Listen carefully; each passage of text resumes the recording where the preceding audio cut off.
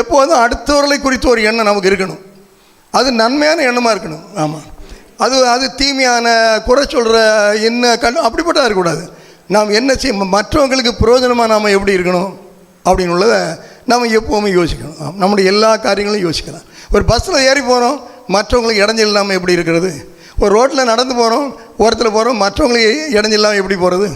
இனி இன்னொரு வருகிறாரு, அவருக்கு இடைஞ்சல் இல்லாமல் நான் எப்படி போகிறது? இதெல்லாம் பொதுவான நல்ல சிந்தனைகள். அல்லேலூயா. நம்ம நாட்டுக்காரங்களுக்கு எவ்வளோ இருக்குமோ இல்லை, வெள்ளைக்காரங்க இதெல்லாம் நிறைய உண்டு நான் நம்புவேன். ஸ்தோத்திரம். அவை சில கற்றுக்கொள்ள வேண்டிய காரியங்களை நாம் கற்றுக்கொள்ளணும். அல்லேலூயா. மற்றவர்களுக்கு நாம் சமாதானமாக இருக்கணும். நாம் மற்றவங்களுக்கு ஒரு சமாதான காரணமாக இருக்கணும். இது மற்றவங்களுக்கு ஒரு பிரச்சனை உண்டு பண்ணுகிற, வேதனை உண்டு பண்ணுகிற, சங்கடங்கள் உண்டு பண்ணுகிற அப்படிப்பட்ட ஒரு இயல்பு சுபாவங்கள் நம்மகிட்ட இருக்கக்கூடாது. அதெல்லாம் நமக்கு இயல்பாக இருக்கணும். பாருங்கள், சிலவங்களுக்கு பார்த்திங்கன்னா எப்போவும் யார்ட்டையாவது எதையாவது ஒரு பிரச்சனை உண்டு பண்ணிட்டே இருக்கணும்.